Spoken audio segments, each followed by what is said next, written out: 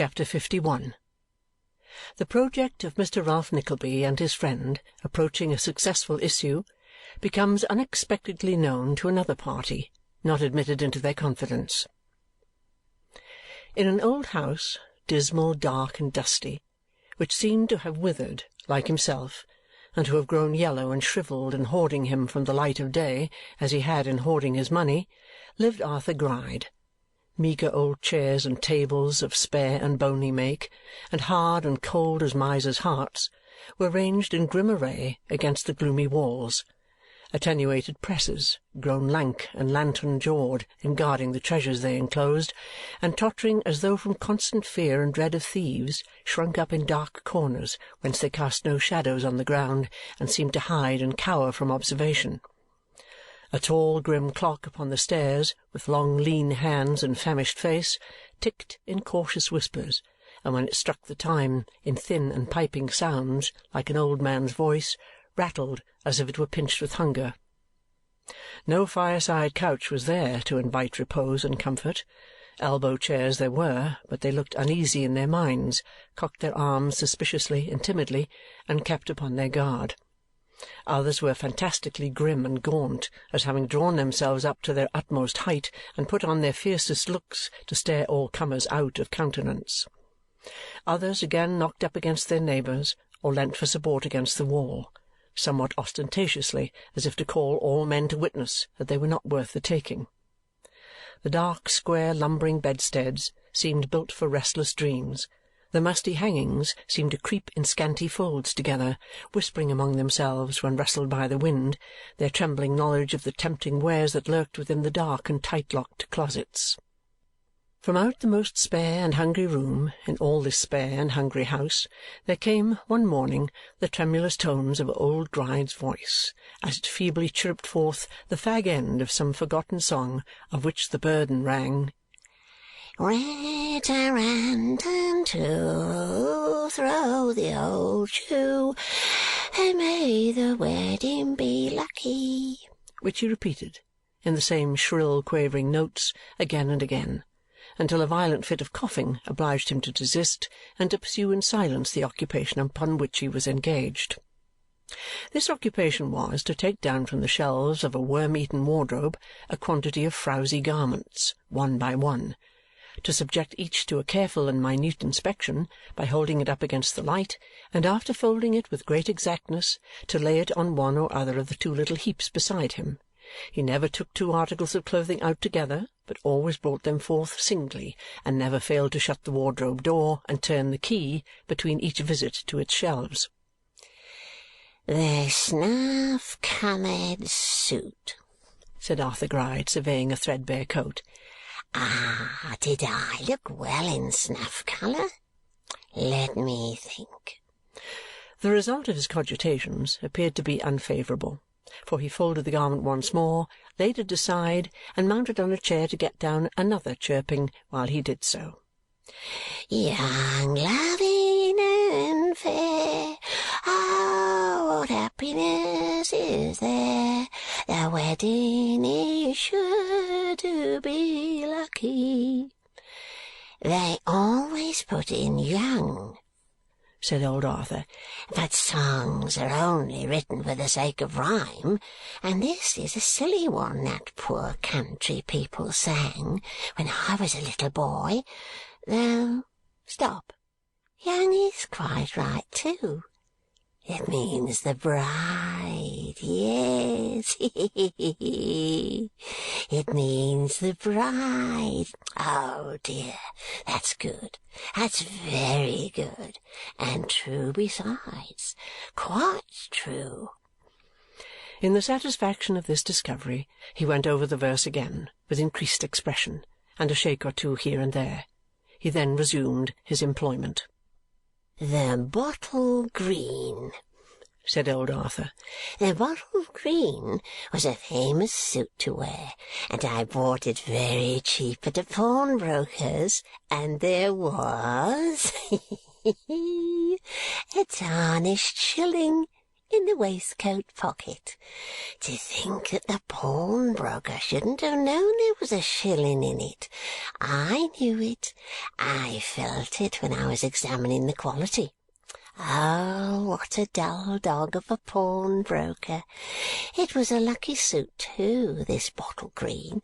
The very day I put it on first, old Lord Mallowford was burnt to death in his bed, and all the post obits fell in. I'll be married in the bottle green. Peg, Peg, slide askew. I'll wear the bottle green. This call, loudly repeated twice or thrice at the room door, brought into the apartment a short, thin, weazen, blear-eyed old woman, palsy-stricken and hideously ugly, who, wiping her shrivelled face upon her dirty apron, inquired, in that subdued tone in which deaf people commonly speak, "Was that you a-calling? Only the clock a-striking.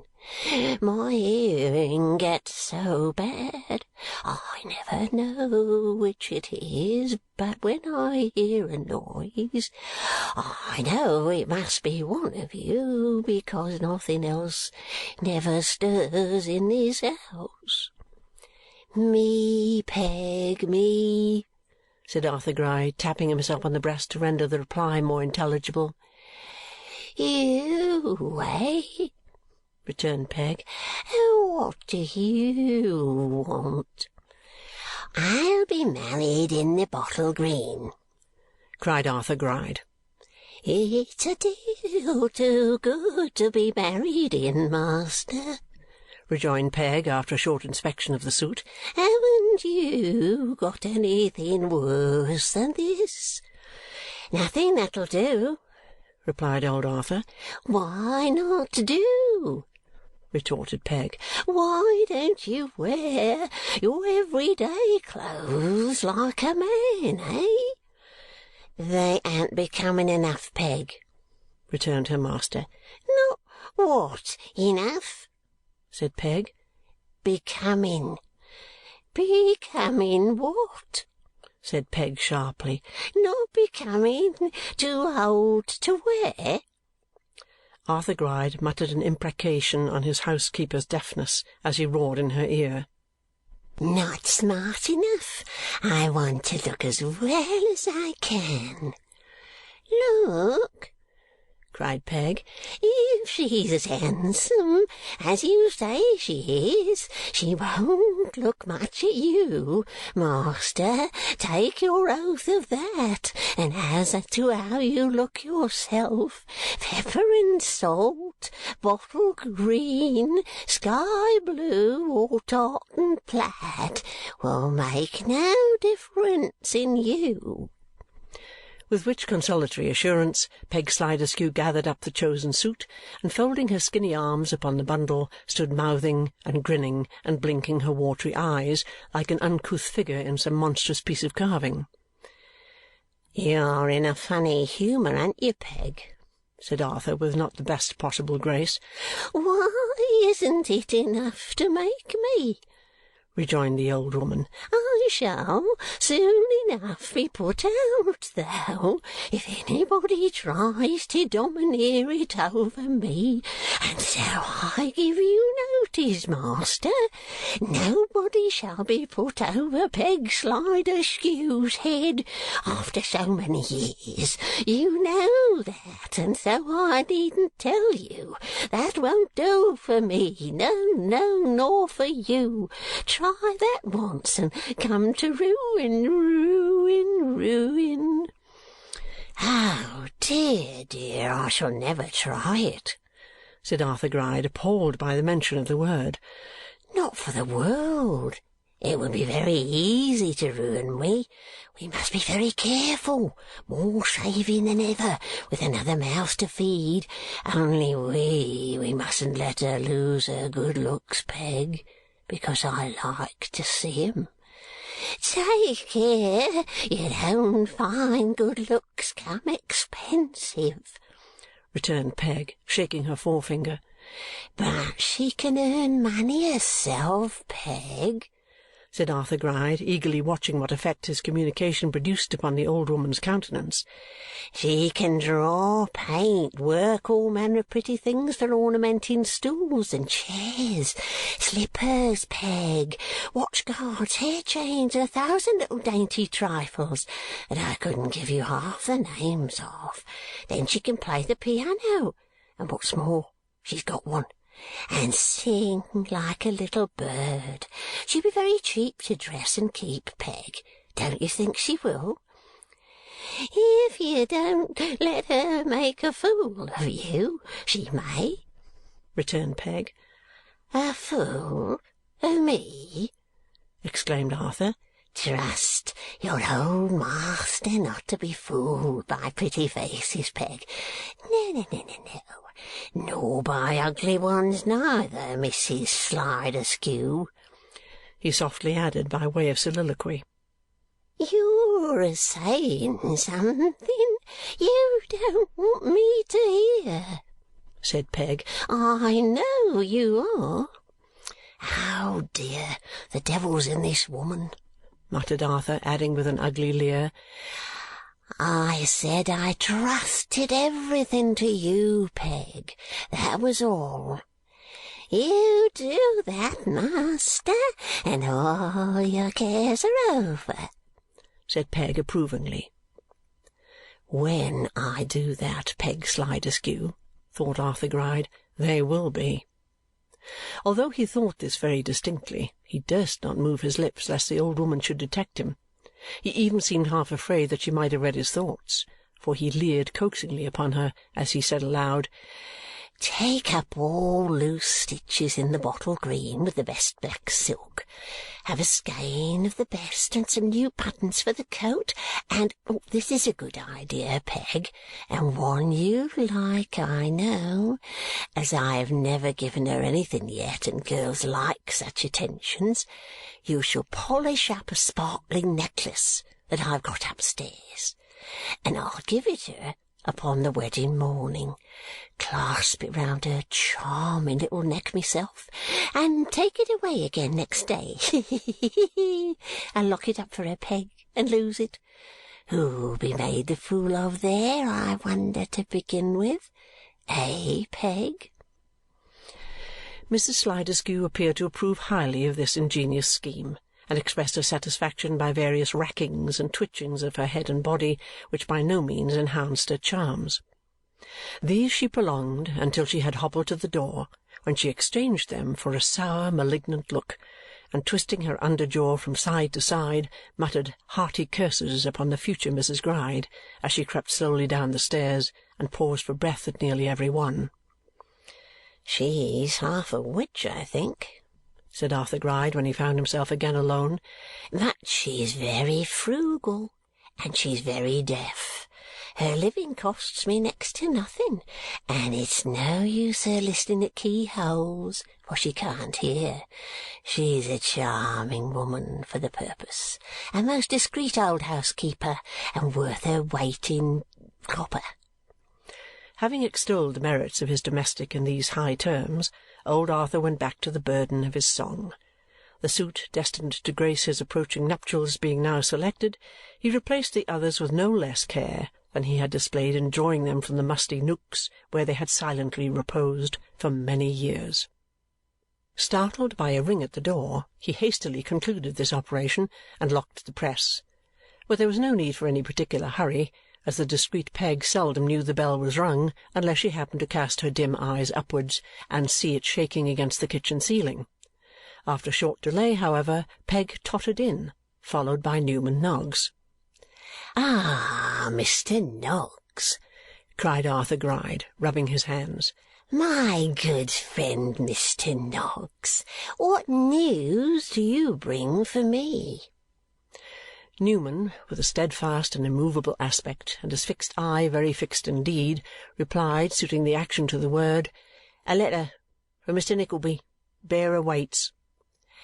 "Won't you take a—" Newman looked up and smacked his lips. "A chair?" said Arthur Gride. "No," replied Newman. "Thank ye." Arthur opened the letter with trembling hands, and devoured its contents with the utmost greediness, chuckling rapturously over it and reading it several times before he could take it from his eyes. So many times did he peruse and reperuse it that Newman considered it expedient to remind him of his presence. "Answer," said Newman. "Bearer waits." "True," replied old Arthur. Yes, I almost forgot, I do declare." "I thought you were forgetting," said Newman. "Quite right to remind me, Mr. Noggs. Oh, very right indeed," said Arthur. "Yes, I'll write a line. I'm rather flurried, Mr. Noggs. The news is—" "Bad?" interrupted Newman. "No, Mr. Noggs, thank you. Good, good. The very best of news. Sit down. I'll get the pen and ink and write a line in answer. I'll not detain you long. I know you're a treasure to your master, Mr. Noggs.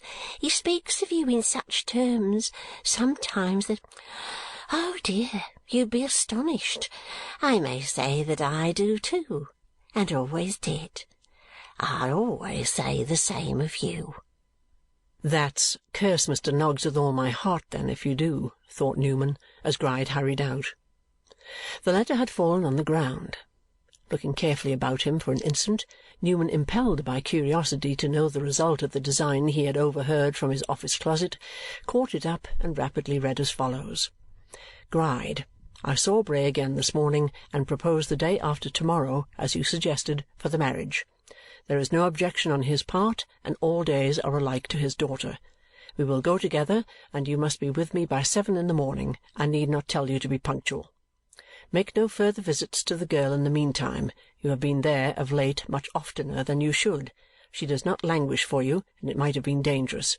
Restrain your youthful ardour for 48 hours, and leave her to the father. You only undo what he does, and does well. Yours, Ralph Nickleby." A footstep was heard without. Newman dropped the letter on the same spot again, pressed it with his foot to prevent its fluttering away, regained his seat in a single stride, and looked as vacant and unconscious as ever mortal looked. Arthur Gride, after peering nervously about him, spied it on the ground, picked it up, and sitting down to write, glanced at Newman Noggs, who was staring at the wall with an intensity so remarkable that Arthur was quite alarmed. "Do you see anything particular, Mr. Noggs?" said Arthur, trying to follow the direction of Newman's eyes, which was an impossibility and a thing no man had ever done. "Only a cobweb," replied Newman. "Oh, is that all?"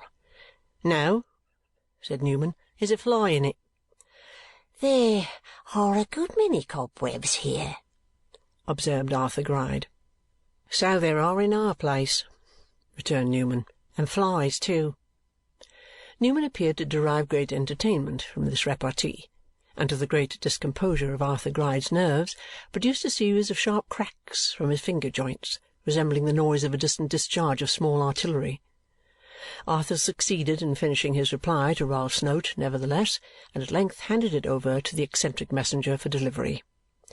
"That's it, Mr. Noggs," said Gride. Newman gave a nod, put it in his hat, and was shuffling away, when Gride, whose doting delight knew no bounds, beckoned him back again and said in a shrill whisper and with a grin which puckered up his whole face and almost obscured his eyes, Will you take a little drop of something, just a taste?"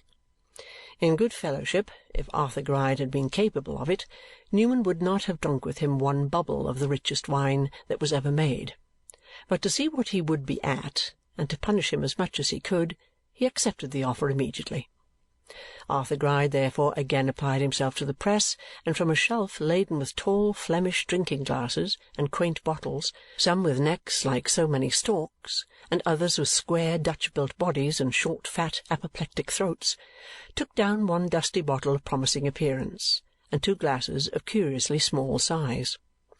"You never tasted this," said Arthur. "It's Odor, golden water. I like it on account of its name. It's a delicious name. Water of gold, golden water. Oh, dear me, it seems quite a sin to drink it. As his courage appeared to be fast failing him, and he trifled with the stopper in a manner which threatened the dismissal of the bottle to its old place, Newman took up one of the little glasses and clinked it twice or thrice against the bottle, as a gentle reminder that he had not been helped yet. With a deep sigh, Arthur Gride slowly filled it, though not to the brim, and then filled his own. "Stop! Stop! Don't drink it yet," he said, laying his hand on Newman's. "It was given to me 20 years ago, and when I take a little taste, which is very seldom, I like to think of it beforehand and tease myself. We'll drink a toast. Shall we drink a toast, Mr. Noggs?" "Ah," said Newman, eyeing his little glass impatiently. "Look sharp. Bearer waits." "Why, then, I'll tell you what," tittered Arthur. We'll drink a lady." "The ladies," said Newman. "No, Mr. Noggs," replied Gride, arresting his hand. "A lady. You wonder to hear me say a lady. I know you do, I know you do. Here's little Madeline. That's the toast, Mr. Noggs. Little Madeline." "Madeline," said Newman, inwardly adding, "and God help her." The rapidity and unconcern with which Newman dismissed his portion of the golden water had a great effect upon the old man, who sat upright in his chair and gazed at him, open-mouthed, as if the sight had taken away his breath. Quite unmoved, however, Newman left him to sip his own at leisure, or to pour it back again into the bottle if he chose, and departed, after greatly outraging the dignity of Peg Sliderskew by brushing past her in the passage without a word of apology or recognition. Mr. Gride and his housekeeper, immediately on being left alone, resolved themselves into a committee of ways and means, and discussed the arrangements which should be made for the reception of the young bride. As they were, like some other committees, extremely dull and prolix in debate, this history may pursue the footsteps of Newman Noggs, thereby combining advantage with necessity. For it would have been necessary to do so under any circumstances, and necessity has no law, as all the world knows. "You've been a long time," said Ralph when Newman returned. "He was a long time," replied Newman. "Bah!" cried Ralph impatiently. "Give me his note, if he gave you one, his message if he didn't, and don't go away. I want a word with you, sir." Newman handed in the note and looked very virtuous and innocent while his employer broke the seal and glanced his eye over it. "He'll be sure to come," muttered Ralph as he tore it to pieces. "Why, of course, I know he'll be sure to come. What need to say that? Noggs, pray, sir, what man was that with whom I saw you in the street last night?" "I don't know," replied Newman. "You had better refresh your memory, sir," said Ralph with a threatening look. "I tell you," returned Newman boldly, "that I don't know. He came here twice and asked for you. You were out. You came again. You packed him off yourself. You gave the name of Brooker." "I know he did," said Ralph. "What then?" "What then? Why, then he lurked about, and dogged me in the street. He follows me, night after night, and urges me to bring him face to face with you. As he says, he has been once, and not long ago either. He wants to see you, face to face, he says, and you'll soon hear him out, he warrants." "And what say you to that?" inquired Ralph, looking keenly at his drudge. "That it's no business of mine, and I won't. I told him he might catch you in the street if that was all he wanted. But no, that wouldn't do. You wouldn't hear a word there, he said. He must have you alone in a room with the door locked, where he could speak without fear, and you'd soon change your tone and hear him patiently." "An audacious dog!" Ralph muttered. "That's all I know," said Newman. "I say again, I don't know what man he is. I don't believe he knows himself. You've seen him. Perhaps you do." "I think I do," replied Ralph. "Well," retorted Newman sulkily, "don't expect me to know him too, that's all. You'll ask me next why I never told you this before. What would you say if I was to tell you all that people say of you? What do you call me when I sometimes do? Brute, ass, and snap at me like a dragon."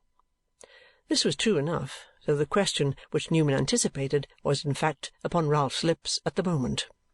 "He is an idle ruffian," said Ralph, "a vagabond from beyond the sea where he travelled for his crimes, a felon let loose to run his neck into the halter, a swindler who has the audacity to try his schemes on me who know him well. The next time he tampers with you, hand him over to the police for attempting to extort money by lies and threats, do you hear, and leave the rest to me. He shall cool his heels in a jail a little time, and I'll be bound he looks for other folks to fleece when he comes out. You mind what I say, do you?" "I hear," said Newman. "Do it, then," returned Ralph, "and I'll reward you. Now, you may go." Newman readily availed himself of the permission, and, shutting himself up in his little office, remained there in very serious cogitation all day. When he was released at night, he proceeded with all the expedition he could use to the city, and took up his old position behind the pump to watch for Nicholas. For Newman Noggs was proud in his way, and could not bear to appear as his friend before the brothers Cheeryble in the shabby and degraded state to which he was reduced. He had not occupied this position many minutes when he was rejoiced to see Nicholas approaching, and darted out from his ambuscade to meet him. Nicholas, on his part, was no less pleased to encounter his friend, whom he had not seen for some time, so their greeting was a warm one. "I was thinking of you at that moment," said Nicholas. "That's right," rejoined Newman, "and I of you. I couldn't help coming up to-night, I say. I think I'm going to find out something." "And what may that be?" returned Nicholas, smiling at this odd communication. "I don't know what it may be. I don't know what it may not be," said Newman. "It's some secret in which your uncle is concerned, but what I have not yet been able to discover, although I have my strong suspicions. I'll not hint 'em now, in case you should be disappointed." "I disappointed?" cried Nicholas. "Am I interested?" "I think you are," replied Newman. "I have a crochet in my head that it must be so. I have found out a man who plainly knows more than he cares to tell at once, and he has already dropped such hints to me as puzzle me. I say, as puzzle me," said Newman, scratching his red nose into a state of violent inflammation, and staring at Nicholas with all his might and main meanwhile.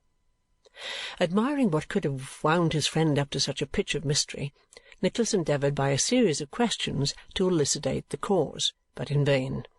Newman could not be drawn into any more explicit statement than a repetition of the perplexities he had already thrown out, and a confused oration showing how it was necessary to use the utmost caution, how the lynx-eyed Ralph had already seen him in company with his unknown correspondent, and how he had baffled the said Ralph by extreme guardedness of manner and ingenuity of speech, having prepared himself for such a contingency from the first.